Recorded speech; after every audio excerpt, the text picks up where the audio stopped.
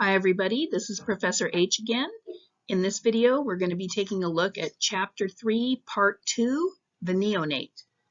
We will be examining the neonate's health and the neonate's physical functioning. The neonatal period is from 1 to 4 weeks of age. Your average neonate is about 20 inches long, weighs about 7.5 pounds. Anybody who has had a new baby will tell you that their baby is the most beautiful baby that they've ever seen, and it is gorgeous. However, when you look at other people's babies, you'll take a look at that baby, and how does it look? Well, it kind of looks like a little alien with a squished up face and a funny shaped head. The reason for this funny shaped head is that the skull can sometimes look misshapen when they are born because they have some soft spots called fontanelles. These fontanelles are basically loose pieces of the skull which allow the baby's skull to kind of change shape when it's coming through the birth canal to make birthing happen a bit easier. In addition, the baby might have kind of a bruised up face because they've just been squished through all of that birth canal.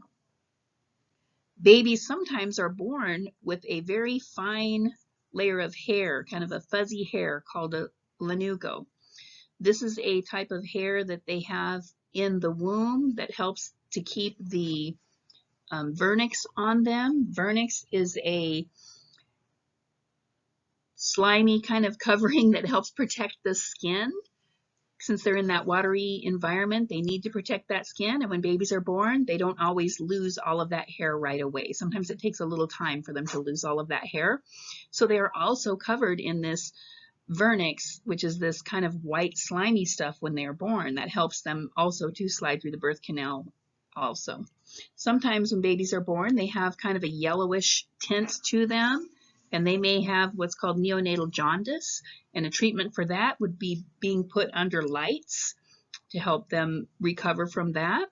Kind of is from a immature liver, and sometimes it needs a little boost to get them rolling. Another thing to be concerned with a newborn baby is anoxia. Anoxia is a lack of oxygen. If the neonate has any type of restriction to its breathing, say the umbilical cord has been kinked or anything, or they have not been breathing right away, they can experience anoxia, which can kill brain cells within minutes and cause permanent damage to the baby. So those are some issues with a new baby. And of course, our own look absolutely beautiful, and other people's babies look like little space aliens. As soon as the neonate is born, their health must be evaluated. This is done using something called the APGAR scale. The APGAR scale is used as soon as the baby is born in the first few minutes, and then again after 5 minutes. What is assessed is appearance, pulse, grimace, activity, and respiration. Each of these categories will be rated on a scale from 0 to 2, and then the total will be a score of 0 to 10. On the next slide, we'll get into a little bit more detail about this. This slide gives a pretty good explanation of the APGAR scale.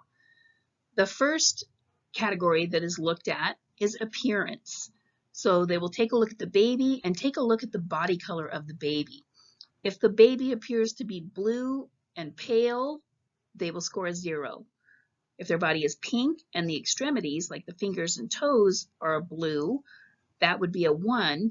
If the entire body is pink, that would be a 2, which is the highest score, and the 2s are what we're looking for throughout the scale. The second category is pulse, which is taking a look at the heart rate. A 0 would be an absent heart rate, so there is no pulse. A 1 would be a slow, less than 100 beats per minute pulse. And a 2 is a fast 100 to 140 beats per minute, which is what we're looking for in our neonate. Grimace is the next category. So for grimace, we're kind of taking a look at how they are expressing themselves, how their face looks. If they have no response on their face, that's a 0. If they have a tendency to seem like they have a grimace on their face, that would be a 1. If they are coughing, sneezing, and crying, that would be a 2. That's what we're looking for.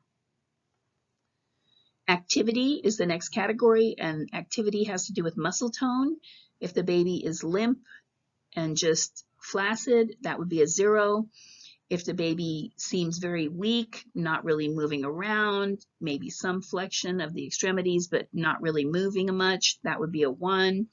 And if the baby seems to be strong, moving around a little bit, that would be a 2. The last category is respiration, which is taking a look at their breathing rate. A 0 would be no breathing for more than 1 minute. A 1 would be irregular and slow breathing, and a 2 is good breathing with normal crying. In order to cry, the baby has to have good oxygen, so they have to be able to breathe well in order to be crying. The total score from 7 to 10 would be good to excellent condition. A 4 to 6 requires assistance to breathe. A 3 or below is life-threatening danger. So these total scores are just the compilation of all these scores added up. Another test that they will do with a neonate is within the first 24 hours, they do what's called a heel prick. They will take blood from the baby's heel, and they will do a number of tests with that blood, one of which being a test for phenylketonuria. This is a genetic condition, we call it PKU, in which this particular amino acid, phenylalanine, builds up in the blood. And this buildup in the blood occurs because this protein is not broken down. There should be enzymes that can break down this amino acid, and that breaking down of the phenylalanine is not occurring. When this happens, the baby will be born normal, but then over time, if their diet is not modified, they will end up having brain damage and severe disabilities. That's why this is tested for right away. If they do this test and they determine that this baby does have PKU, then they would need to change their diet. A lot of things in people's diets have phenylalanine in it. This particular amino acid is found in lots of foods. So basically, somebody who has PKU has to be super careful with their diet and make sure that they are not taking in this amino acid. The breast milk is going to be high in this amino acid, so this baby will immediately have to be put on a special diet and special food. In the United States, 10,000 to 15,000 babies a year are born with PKU. Another test that is done on the neonate is the Brazelton Neonatal Behavioral Assessment Scale. This particular test rates neonates on 27 items, with the categories of reflexes, physical states, responses to social stimulation, and central nervous system instability. The neonate can receive a score of worrisome, normal, or superior. It is most effective when given at 1 day after birth, and then again a week later after birth, and then those scores are compared. A major risk factor to our neonate is being born with low birth weight. There are 3 different kind of categories of low birth weight, with the first being 5.8 pounds. 5.8 pounds is considered to be low birth weight. Very low birth weight would be less than 3.5 pounds. Extremely low birth weight is less than 2.3 pounds. There are a lot of different reasons why babies can be born with low birth weight, and we will talk about that more in just a moment. One reason might be that the baby was born preterm. A preterm baby would be one that is born 3 weeks or more early, and that could be one reason why a baby has low birth weight. Another reason could be that for some reason the baby is born small for its date. So for example, the baby is born 2 weeks early. That particular baby would be weighing less than 90% of other babies who are also born 2 weeks early. So the small for date infant weighs less than 90% of those that are the same gestational age. Low birth weight babies have a 4 times higher death rate than those who are born with an average weight, which is, about 7.5 pounds. In the US, African American moms are more likely, they're 2 times more likely to have a low birth weight child than a white female. Part of this, we believe, is due to having that lower socioeconomic status, higher levels of stress, lower access to good health care. In addition, we see that there are some global differences with low birth weight. For example, in developed countries, we see a lot of babies that are born with low birth weight, but the reasons for it are a little bit different than those in developing countries. In developed countries, the most common reasons for a low birth weight baby are cigarette smoking, alcohol use, and drug use. Those are the most common reasons why we see low birth weight babies in the United States or in many developed countries. Sorry about that. In developing countries, one of the most prominent reasons for low birth weight is malnourishment in the mom, poor overall health, and little to no prenatal care. This slide shows an image of an extremely low birth weight infant. Low birth weight babies are subject to a higher mortality rate. Their immune systems are mature, so they are more susceptible to infections and disease. Their central nervous system is immature, which makes it difficult for them to regulate their body temperature, breathe properly, a lot of other things. They have insufficient body heat, and once again, their lungs are immature. This slide just shows rates of low birth weight around the world, and I just wanted to give you a few more tidbits about low birth weight babies. Low birth weight infants are at a higher risk of death in their first year, both in developed and developing countries. In developed countries, it is the second most common cause of death in neonates. In addition, low birth weight babies weighing 5.8 pounds and the very low birth weight group, the 3.5 pound group, both of these groups, about 1% of these babies die in developed countries. The extremely low birth weight babies, which are 2.3 pounds, right around there, they have a higher risk of death, and about 24% of these babies die in developed countries.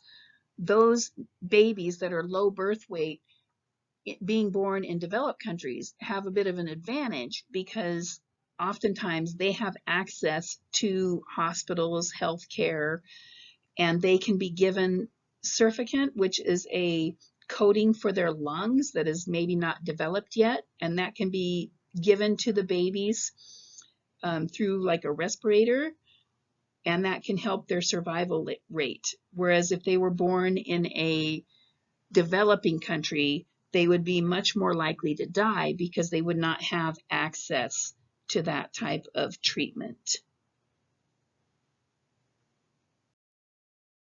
What can we do to help our low birth weight babies? There are several things that we can do. We have learned a lot from traditional cultures. In developing countries, with traditional cultures, moms usually have the baby, and that baby is strapped to the mom pretty much all day long. So those infants are with their mother, close to their mother all day. The mothers are very quick to respond when the baby needs to eat. They instantly feed them. They take care of them right away. And they also use a lot of infant massage. That massaging, we know now that it helps the baby's development quite a bit. So utilizing some of these methods that we have learned from traditional cultures, we have developed something called kangaroo care. Kangaroo care is where the baby is kept close to the mom. It is recommended that the mom keeps the baby in skin-to-skin contact for 2 to 3 hours per day.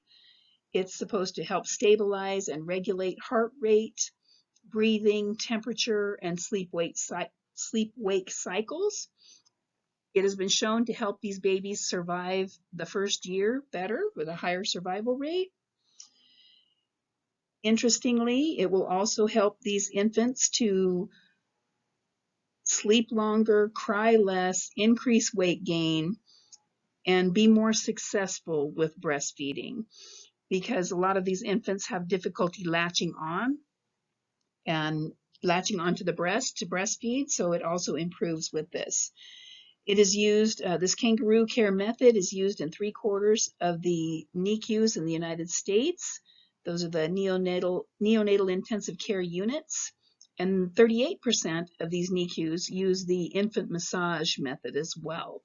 Massaging the infant will increase hormones that promote muscle development and neurological development and increase weight gain.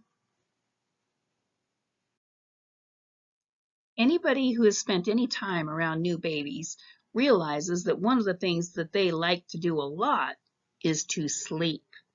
A neonate's sleeping patterns actually started to develop at about 28 weeks during the gestational period. Newborn babies can sleep from anywhere from 10 to 21 hours a day, with the average being somewhere around 16 to 17 hours a day.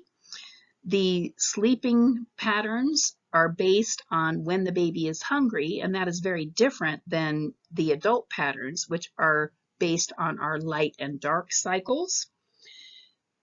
There are some differences in these sleep patterns between traditional cultures and Western cultures. Remember that in a traditional culture, oftentimes this baby is kind of strapped to the mom. They are with the mom continually throughout the day. So neonates in traditional cultures often have shorter periods of sleeping. So they might have the same amount overall in the day, but they are in smaller increments. The infant has woken up more often, whereas in a Western culture, babies have a tendency to be more left on their own, and they have a tendency to sleep for longer durations at a time. The infant by about 4 months of age can sleep for about 6 hours in a row, and on average about 14 hours a day. Interestingly, an adult spends about 20% of their sleep in REM sleep, and neonates spend about 50% of their time during of their sleep pattern during with REM sleep. So there are some differences in the type of REM sleep between adults and neonates, but we do know that that REM sleep seems to be very important for brain development and growth. Another note about neonatal sleeping patterns is that in traditional cultures, oftentimes the infants, while they are still breastfeeding, will lay in the bed with the mom, and they will breastfeed several times throughout the night, whereas in Western cultures, oftentimes the mom will not nurse as often in the night, and the baby is often kept in a whole different room. Neonates come with a lot of reflexes already in place. Remember, reflexes are automatic responses to certain kinds of stimulation. For example, the neonate will be born already with a swallowing reflex, a cough reflex, and they are going to start off with something called a rooting reflex. The rooting reflex, you will touch the infant on the side of the face. They're going to turn their head towards that and start trying to suck on whatever it is that is touching them. So there's the sucking reflex, the Moro reflex, which is kind of a startle reflex where they will fling their arms and legs out and then bring them back to their body. There's a stepping reflex and a swimming reflex, among many other reflexes. The next slide is going to go over a few of the reflexes, and I'm going to link below in the description a really cool video about neonatal reflexes.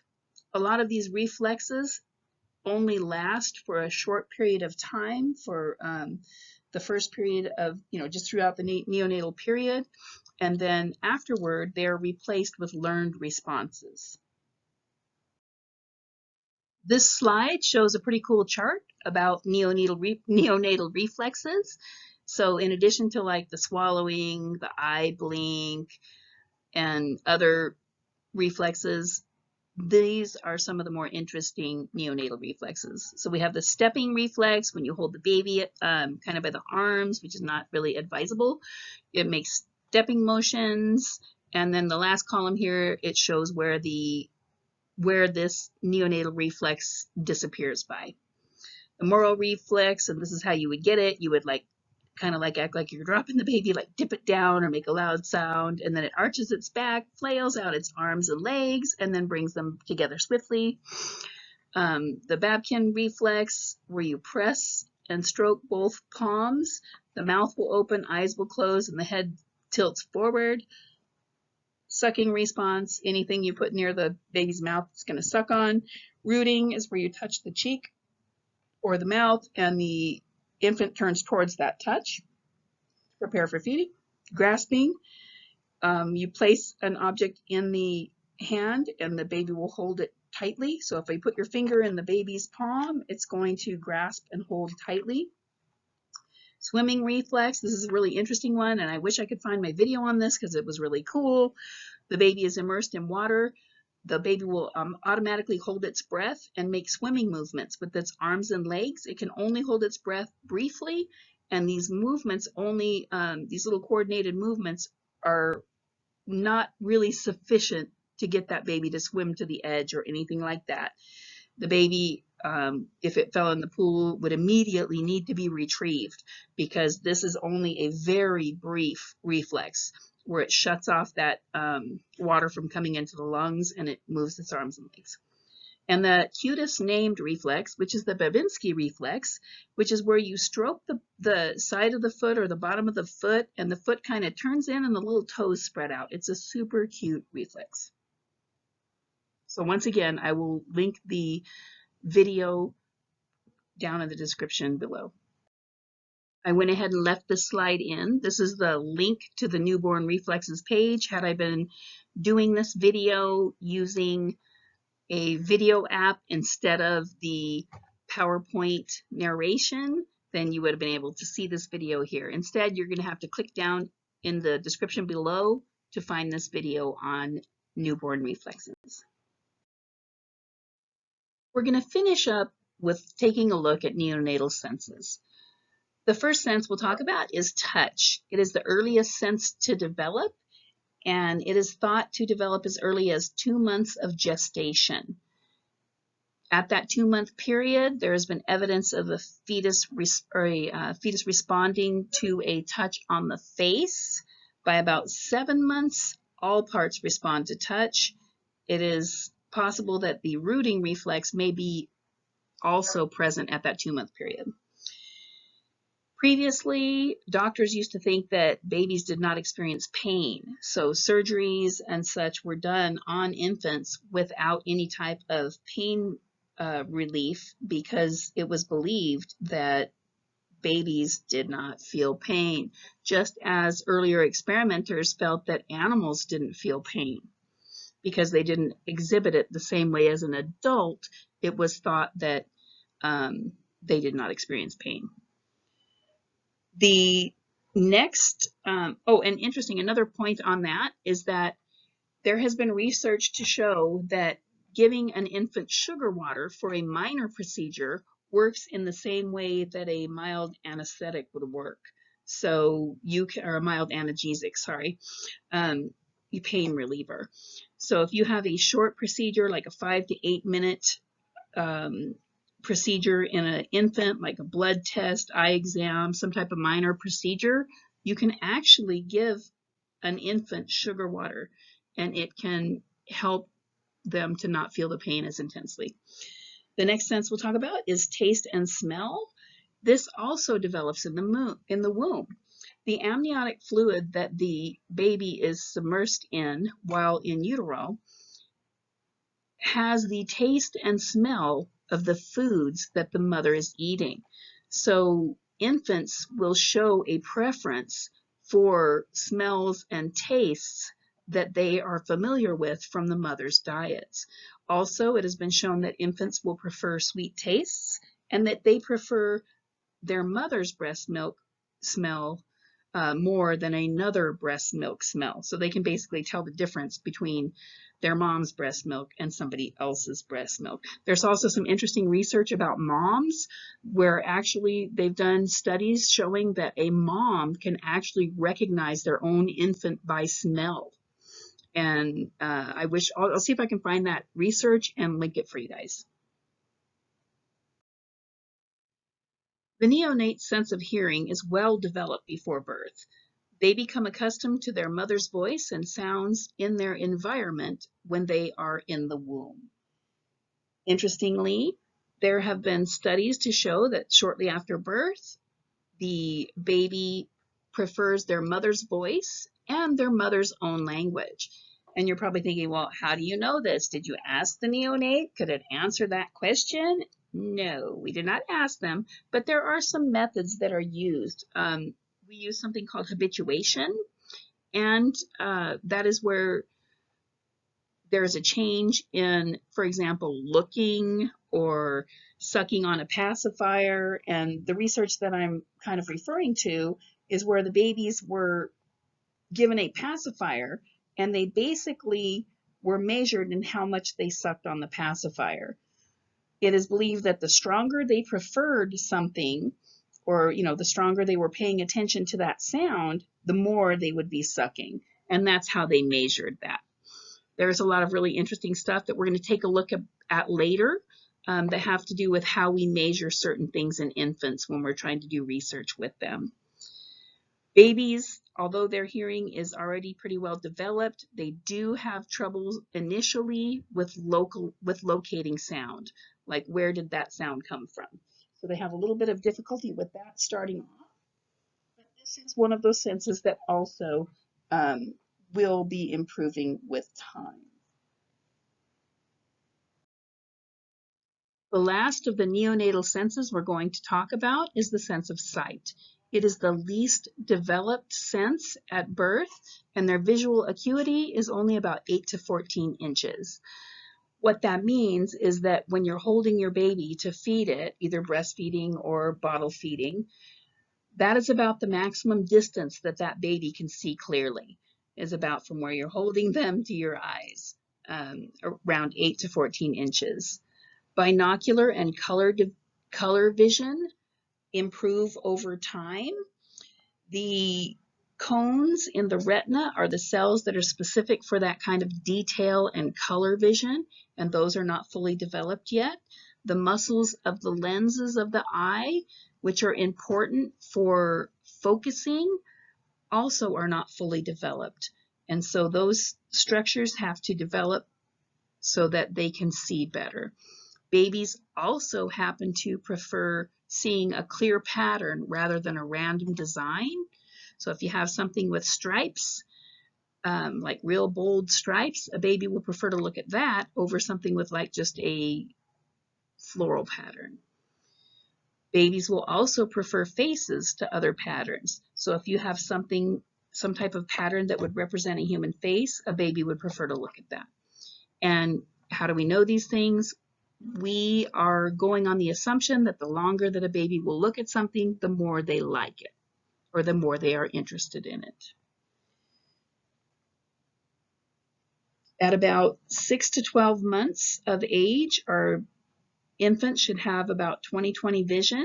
The binocular vision starts to develop and become clear at about 3 to 4 months.